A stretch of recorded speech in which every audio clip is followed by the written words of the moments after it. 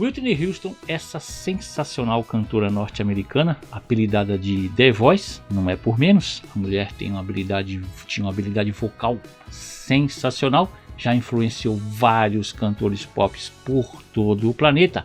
A mulher já vendeu mais de 200 milhões de discos nesse mundão. E ela é a única artista a ter 7 singles número 1 na Billboard, a parada que mede a vendagem de discos nos Estados Unidos consecutivos.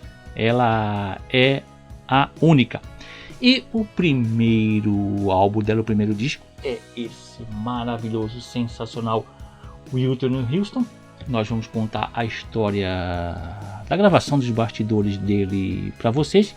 Foi lançado no dia 14 de fevereiro de 1985. Vamos contar a história dele todinha para vocês. Espero que você já clique em curtir aí, compartilhe com todos os seus amigos e não se esqueça de se inscrever no nosso canal. Não deixe de acompanhar as nossas redes sociais no Facebook e Instagram, o Vida Vitrola, @VidaVitrola, que lá todo dia eu publico os álbuns clássicos que estão aniversariando no dia. Tem pop, tem rock, tem vários estilos, tudo bem? Agora nós vamos contar a história desse álbum para você. Espero que vocês gostem, meu amigo. Tá começando o Vida Vitrola.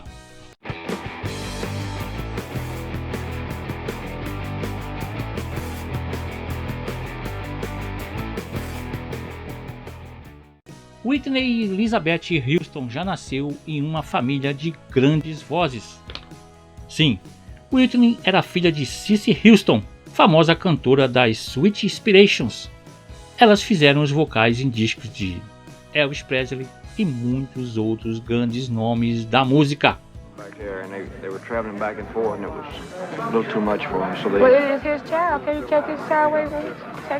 It's not really his child. It was his wife's child by a previous marriage. And she couldn't take him? But she wouldn't take him away from them.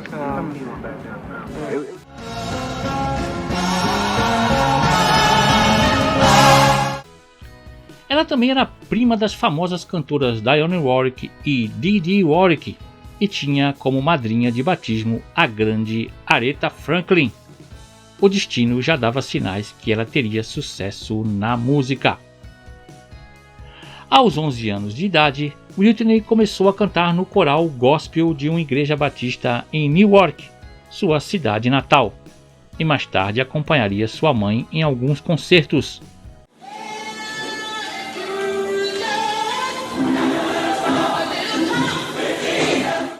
Aos 14 anos, Whitney começou a fazer back vocals para sua mãe no circuito de boates em Nova York e na maioria das canções do álbum de sua mãe, Think It Over, de 1978.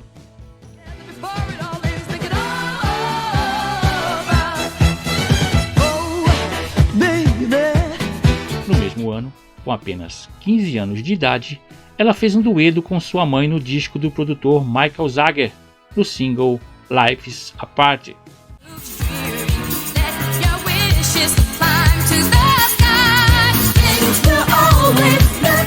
Em 1980, Whitney tornou-se modelo, depois de ser descoberta por um fotógrafo que filmou ela e sua mãe durante uma apresentação. Ela logo apareceria na capa da revista para adolescentes Seventeen. Ela também apareceria em outras revistas como a Glamour, Cosmopolitan e Young Miss, e em um comercial de TV para o refrigerante Canada Dry.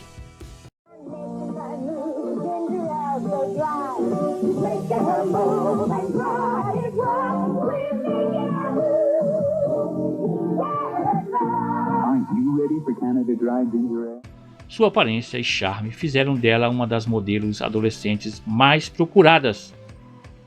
Ela também começou a receber ofertas para cantar em discos de alguns famosos, mas Cissy queria que Houston terminasse os estudos. Em fevereiro de 1982, com 19 anos, Whitney assinou com a Tara Productions e contratou Jim Harvey como seu empresário.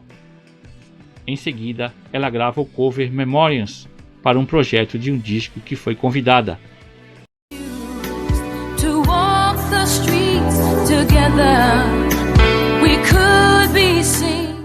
Passado um ano, em fevereiro de 1983, Gary Griffin, um olheiro da Arista Records, viu Whitney Houston se apresentando com sua mãe em uma boate de Manhattan, a 7th Avenue Soul. Ele convenceu o lendário chefe da Arista, Clive Davis, a arranjar tempo para vê-la se apresentar e cantar um cover de The Greatest Love of All, que havia sido gravada por George Benson em 1977.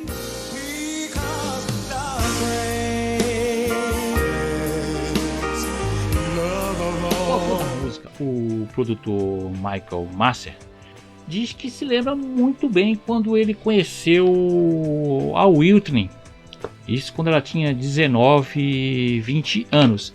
Ele contou isso para o The New York Times. Ele contou que estava entrando em uma boate. Logo na entrada ele começou a ouvir uma música que ele compôs, e era The Greatest Love of All. Ele entrou e ficou encantado com a performance dela e pediu para conversar com aquela garota que estava cantando música que ele tinha, composição dele. Ela chegou para ele e disse que era a música preferida dela. Masser disse que não esqueceu isso e traria essa música para o primeiro disco de Whitney. Clive Davis também ficou enlouquecido quando ouviu a Whitney cantando The Greatest Love of All. Ele ficou tão enlouquecido que algumas semanas depois, no dia 10 de abril de 1983, Whitney Houston estava assinando o contrato com a gravadora, com a Arista Records. Logo em seguida ela fez a estreia dela num programa de televisão. Ela participou junto com o Clive Davis cantando a música Home, do musical The Wiz. Enquanto isso o tempo ia passando e nada de álbum. Just maybe I can convince time to slow up. Como já contamos, o Masser se lembra bem do dia que conheceu Whitney. Um ano depois, ele estava produzindo o álbum The Love Language para Ted Pendergrass. Uma das músicas do disco era um dueto na música Hold Me. Vários nomes foram cogitados para cantar com Pendergrass. Só que Masser se lembrou do dia em que ouviu Whitney cantando The Greatest Love of All e não pensou duas vezes em convidá-la.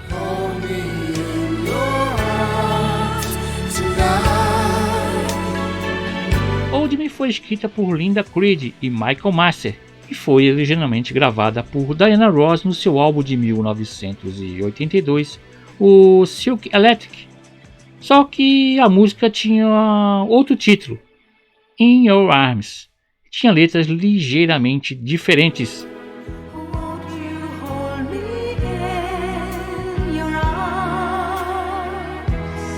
Nos Estados Unidos, Hold Me, cantada por Whitney Pendergrass, foi lançada no dia 24 de maio de 1984 e se tornou um dos 5 maiores sucessos na parada de singles Rhythm and Blues e alcançou a posição 46 na Billboard. Aqui tocou pra caramba esse som, viu?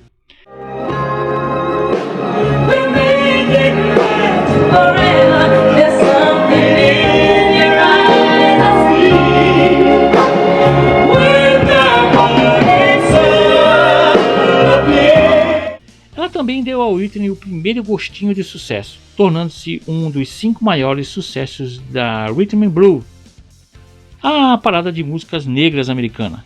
Essa participação de Whitney no álbum de Pendergrass desqualificou ela no prêmio de Artista Revelação quando o disco dela foi lançado, vejam só.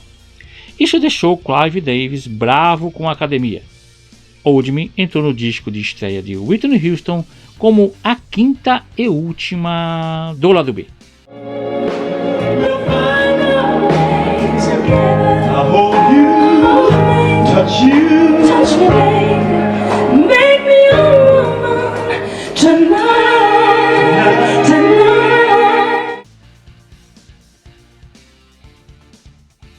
Com esse sucesso sucesso com Pendergrass, Gary Griffith menciona com Clive Davis que achava que eles deveriam começar a gravar o disco com Jermaine Jackson. Sim, um dos irmãos de Michael Jackson deveria fazer um dueto com Whitney. Davis já foi mandando: encontre a música e nós faremos.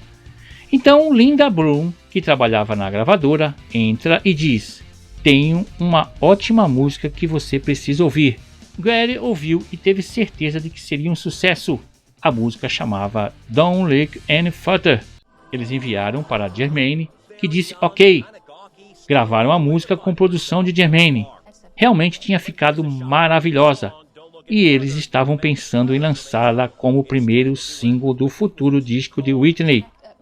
O pensamento de Clive era que isso poderia lançar as duas carreiras ao mesmo tempo e teria uma base negra muito forte. Só tem algumas imagens dos dois no estúdio gravando essa música, mas eles descobrem por boatos que Dennis Lambert, que a escreveu, já havia oferecido a música para o cantor Dennis Edwards, que gravou ela antes deles. Então eles tiveram que desistir da música. Edwards cantou Don't Look Any Further com Saída Garrett e a música foi um sucesso.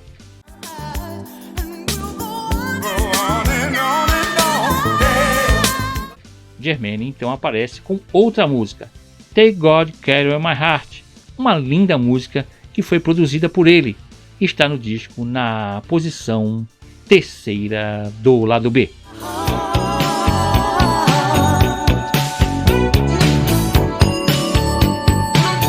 Durante essa época, Whitney decidiu fazer participações especiais na TV em diversas séries.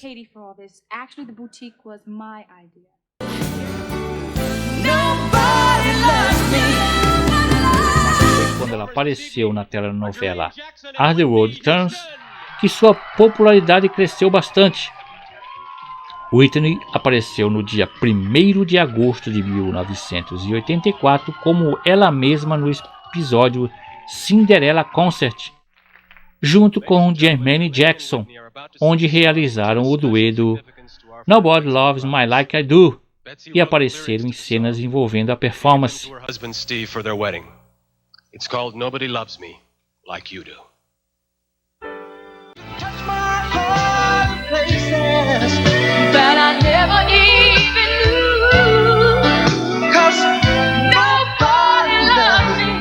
Nobody Loves Me Like I Do também foi produzida por Jermaine Jackson.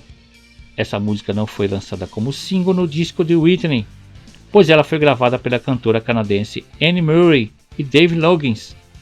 Foi o primeiro single do álbum Heart of Mine de Murray, alcançando a posição 1 em 15 de dezembro de 1984. Nobody Loves Me Like I Do saiu no primeiro disco de Whitney Houston como a 5ª do lado A.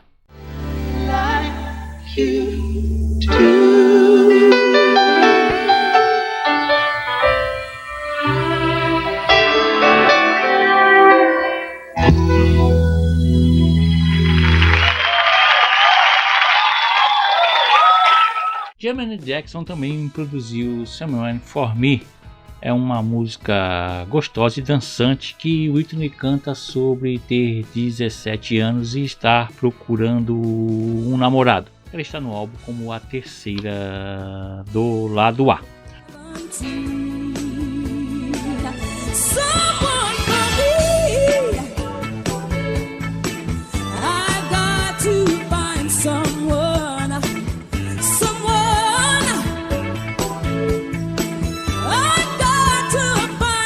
O Clive Davis, o chefão da gravadora, diz que a demora para encontrar um produtor e a demora para ela gravar um novo álbum, porque é demorando mais de ano, né? É que eles queriam encontrar o produtor correto, os compositores certos para ela, que ele não queria desperdiçar o talento da Whitney. E mesmo depois de apresentações elaboradas em Nova York e Los Angeles, estava difícil de conseguir produtores, compositores, pois muita gente recusava mandar músicas para ela, acredite se quiser. O Gary Griffith diz que se esse pessoal todo que recusou enviar músicas e produzir o álbum da Whitney soubesse quem que a fama, o que ela seria hoje, ele e o Clive Davis seriam enterrados na gravadora por uma avalanche de fitas cassetes e telefonemas pedindo para produzir e enviarem músicas para Whitney Houston. Um dos produtores que Davis e Gary Griffith estavam tentando há mais de um ano foi Kashif Salim, que era um dos produtores mais requisitados da época, pois tinha sucessos escrevendo e produzindo para Evelyn Champagne King, como Love Come Down, George Benson Inside in Love, só para começar. Kashif contou para o Daily Red Bill Music que Clive Davis estava lhe pedindo para fazer algo no disco da Whitney há quase um ano. Nos primeiros 7 meses, ele conta que não sabia o que fazer com ela, porque ele só tinha visto Whitney cantar músicas de boate. Como assim?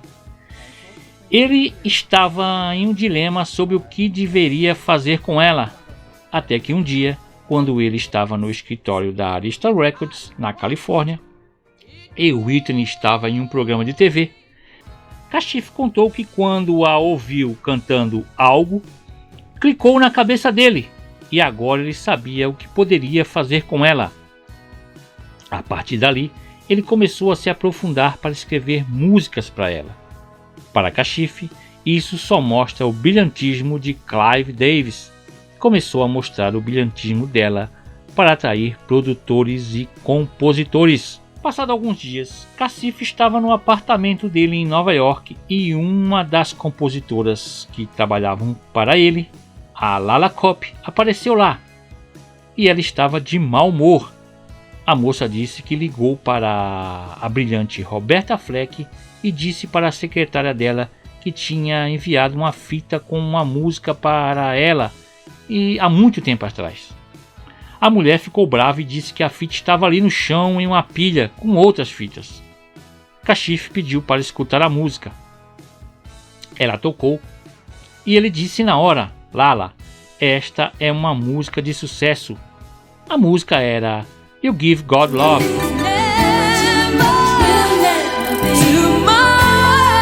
Os dois foram para o estúdio e fizeram muitos ajustes na música.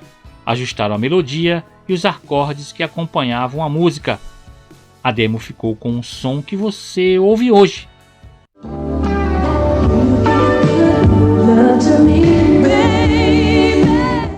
Quando Kashif ligou avisando que a demo estava pronta, Griffith e Houston dirigiram-se até o estúdio em Nova Jersey, onde Kashif estava trabalhando. Mesmo tendo uma demo da música, lembra Griffith, Lala fez questão de mostrar o resultado ao vivo. Todos ficaram em volta do piano enquanto Lala cantava You Give God Love. Griffith gritou: esta é a música, é isso que eu estava procurando.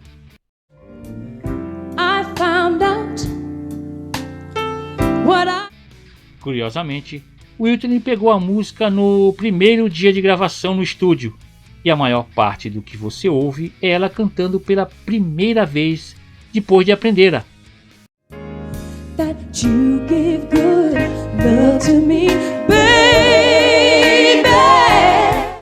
You Give God Love é uma faixa sensual com toque de rhythm and blues, no qual Whitney canta sobre as delícias do amor.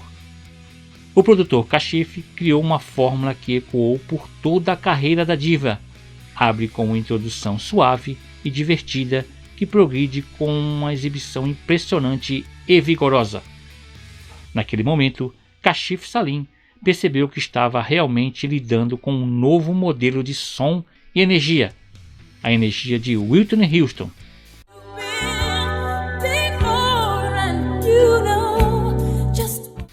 O videoclipe, dirigido por Michael Lindsay Hogg, mostra Whitney se apresentando em um clube onde desperta o interesse de um cinegrafista que começa a filmá-la.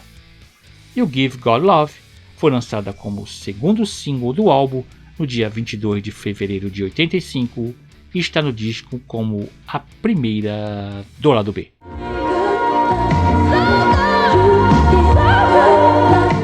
Enquanto trabalhavam nas músicas no estúdio para esse sensacional álbum da Whitney Houston, o Kashif diz que o Kashif Salim conta que a Whitney pedia que chegava 1 hora atrasada, tinha dia que chegava 3 ou 4 horas atrasadas, ela nunca chegava de manhã cedo. Ele conta que a Whitney não era uma pessoa da manhã, era uma pessoa da tarde. E tinha dias que ele mesmo chegava atrasado, tinha dia que ela chegava e falava, não estou bem para cantar. Eles passavam 3 ou 4 horas conversando. E ele conta rindo que a Whitney realmente só funcionava no período da tarde.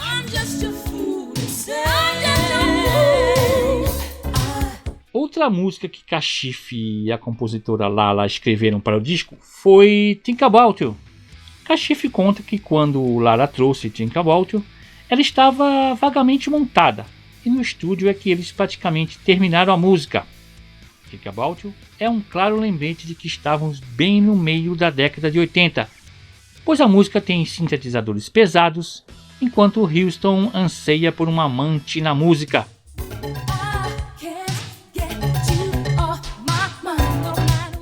Outra coisa típica das músicas dos anos 80 é que Whitney fala algumas frases enquanto a música toca. Isso era bem típico das músicas da década de 70 e 80, como Diana Ross e Madonna fizeram muito isso.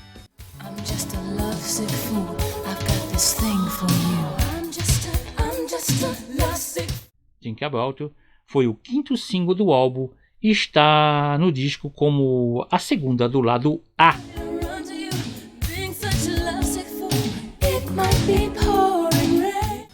À medida que o projeto começou a se cristalizar, o potencial de Whitney como um artista de apelo em massa tornou-se cada vez mais aparente. Clive Davis se viu na necessidade de ter um produtor e letrista especialista em preparar baladas premiadas. E aí que entra o produtor Michael Masser no disco. Michael Masser tinha no currículo In Your Eyes de George Benson,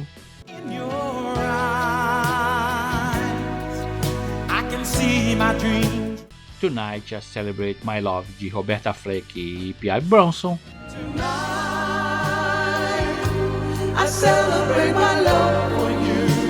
It's My Turn de Diana Ross,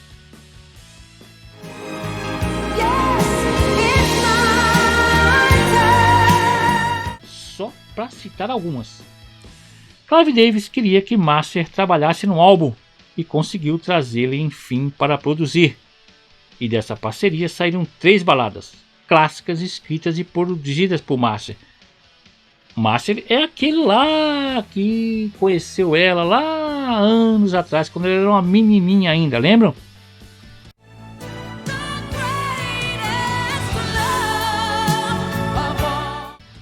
E uma dessas baladas, que é a que ele conheceu ela, foi The Greatest Love of All, que o produtor compôs e a compositora Linda Creed escreveu a letra. Foi gravada originalmente em 77 por George Benson, que fez da música um sucesso na parada Rhythm and Blues e chegou ao top 40 da Billboard. A canção foi escrita e gravada para ser tema principal do filme The Greatest de 77, uma cinebiografia de Muhammad Ali, o grande boxeador. But I learned to depend on. I decided long ago never to run anyone's shadows. If I fail, if I succeed, at least I'll live it up. A letra da música fala de família, de orgulho, de lealdade, e a versão de Whitney Houston saiu no álbum com o nome de Greatest Love of All. O videoclipe da música foi filmado no Apollo Theatre de Harlem, na cidade de Nova York. No vídeo, ela é uma cantora de sucesso que está prestes a se apresentar para uma plateia. Ela lembra a época em que era criança, participando de um concurso de talentos e recebendo incentivo da mãe. O vídeo mostra a mãe de Whitney Cissy Houston interpretando ela mesma, apoiando uma jovem Whitney, bem como abraçando a atual Whitney no final do vídeo. O videoclipe foi dirigido por Peter Harrison.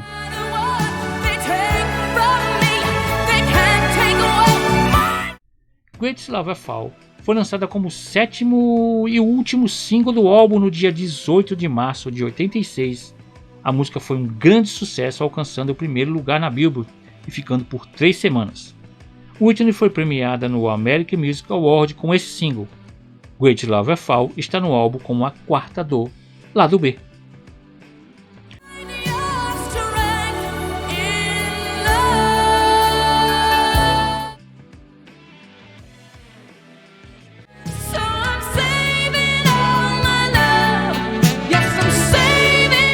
Save All My Love For You é uma música que o produtor Master escreveu com Gary Goffin durante os anos 70.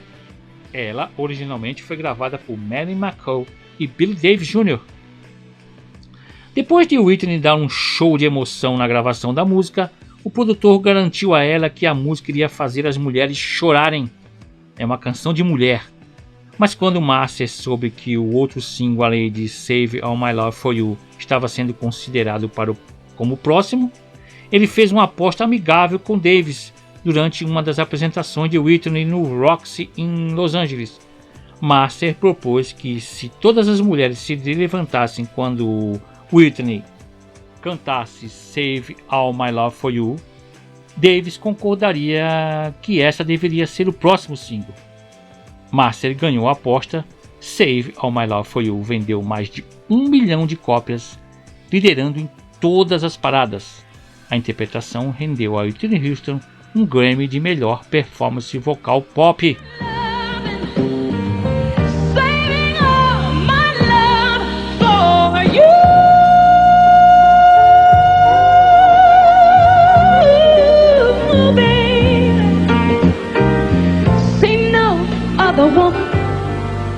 A letra da música descreve os pensamentos de uma garota esperando o amante casado chegar. Isso aí causou uma polêmica danada, porque era um caso com um cara casado.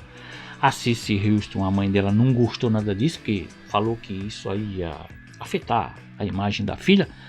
Mas a Whitney contou o livro Whitney Houston, de 1963 a 2002, de James Robert Parrish, se eu não me engano.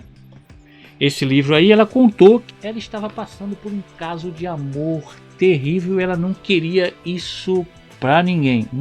O videoclipe tem como protagonista masculino Rico Ross, que se parece muito com Jermaine Jackson.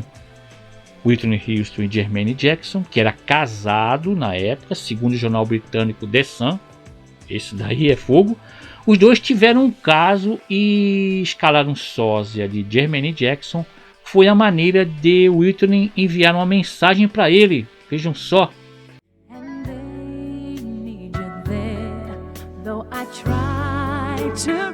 Apesar de o The Sun ser especialista nesse tipo de polêmica, o próprio Jermaine admitiu o caso em sua biografia recente. Essa sensacional canção foi lançada como single no dia 13 de agosto de 1985 e está no disco como a quarta do lado A.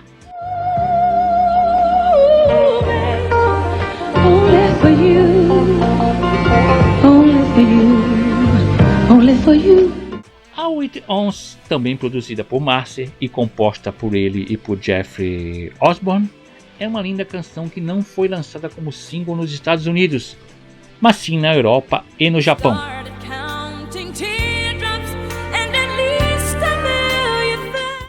Ela se tornou um grande sucesso da cantora também. Foi lançada como single no dia 24 de março de 85 e está no disco como a segunda do lado B.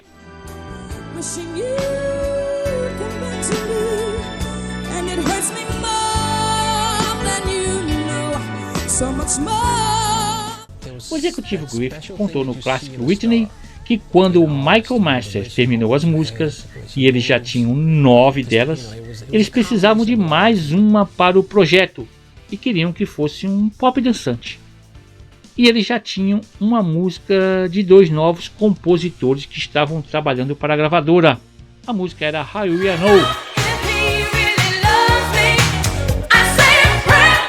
A música foi originalmente escrita e enviada para Janet Jackson, que estava gravando o álbum Control. Infelizmente, a música foi recusada pela equipe dela.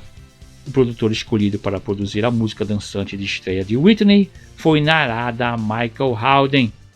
Esse cara já fez de tudo no mundo da música. Já cantou música de sucesso,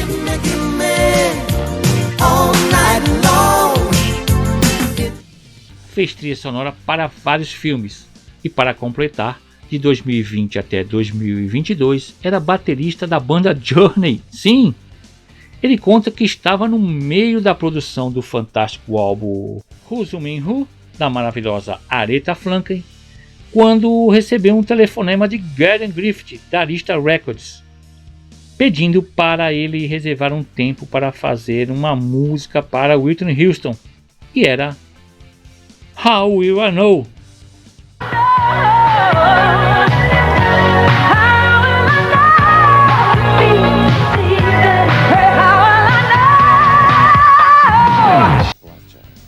Ele, Narada, disse que não tinha tempo porque estava trabalhando em um álbum para a rainha da Soul Music. Realmente era um grande trabalho, queria vender muito. Mas Mary Griffith insistiu dizendo: você precisa arranjar tempo para ela. Ela vai ser uma grande artista. E disse que iria mandar a ideia da música para Narada. A fita com How Will I Know chegou, mas Narada disse que não estava totalmente acabada. Precisava de alguns versos para ficar completa.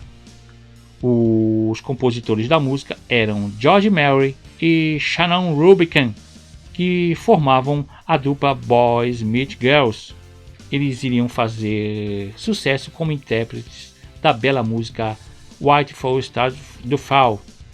Isso aconteceria em 1988.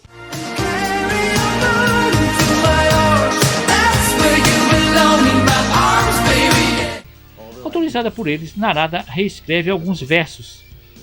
Ele conta que gravou a música no mesmo dia em que gravou Free of Love para Aretha Franklin.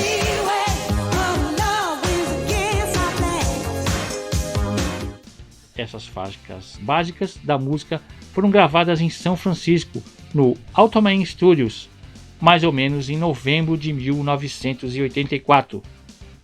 1 ou 2 semanas depois, Narada voou para Nova York para conhecer Whitney e colocar sua voz na música. Ele conta que quando conversou com ela, a danada já conhecia muito bem a música.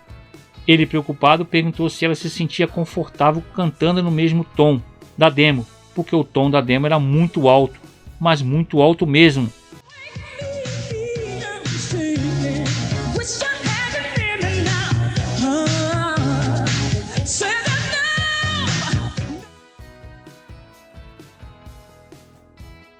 E a Whitney olhou para ele e disse: não, eu canto assim mesmo.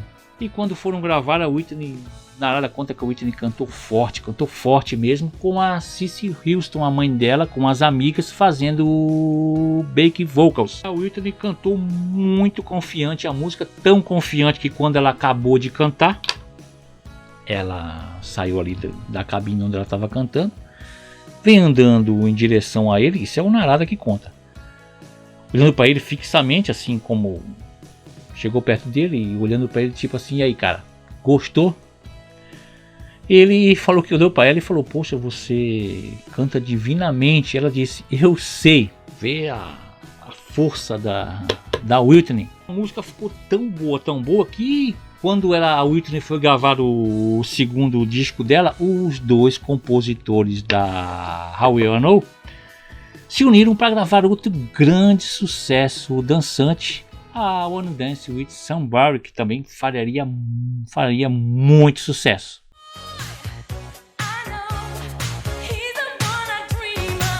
O vídeo da música foi dirigido por Brian Grant, que também fez Physical, de Olivia Newton-John, e She Works Hard for the Money, de Donna Summer. Duas maravilhosas músicas. Whitney se diverte e se faz parecer meio tímida no clipe. quando é cercada por belos dançarinos.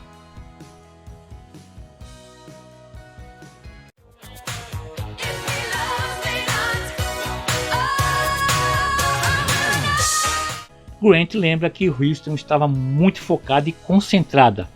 Ele disse a ela para relaxar e se divertir com tudo, o que ela fez perfeitamente. A coreógrafa foi Arlene Phillips. Ela e Grant foram convidados a voltar a trabalhar no vídeo de Whitney na música I Will Dance With Somebody. How You Know foi lançada como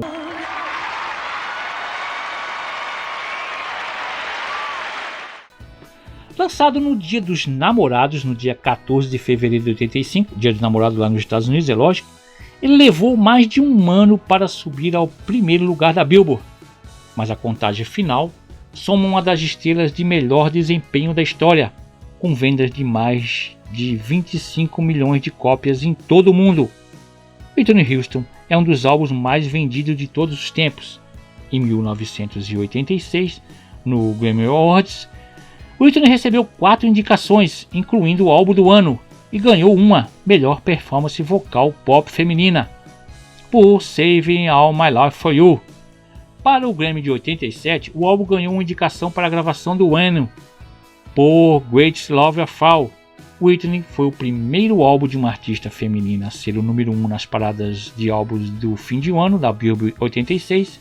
Também foi o primeiro álbum de uma artista negra a alcançar o primeiro lugar na Austrália, quando liderou as paradas por 11 semanas consecutivas. Logo no início da divulgação do disco, Whitney saiu em uma turnê com Luther Vandross e Jeff Osborne, abrindo para esses dois grandes cantores.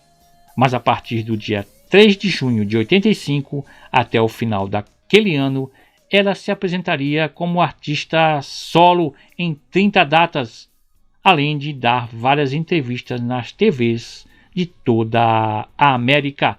Aí em junho de 1987, depois desse maravilhoso álbum, ela lançaria outro maravilhoso álbum também. E ela em breve seria a única artista a ter 7 singles número 1 seguidos na Billboard. Acho que até hoje não foi quebrado esse recorde. E infelizmente no dia 11 de fevereiro de 2012, essa sensacional artista Whitney Houston foi encontrada morta em uma banheira em um hotel em Beverly Hills, mas deixou um legado muito grande essa maravilhosa cantora. Espero que vocês tenham gostado da história desse maravilhoso álbum. Espero que vocês compartilhem com todos os seus amigos. Não esqueçam de se inscrever e curtir. Beleza? Voltaremos em breve com mais uma história de um grande álbum para vocês. Não esqueçam de seguir a gente nas redes sociais. Obrigado pelos comentários que vocês fazem.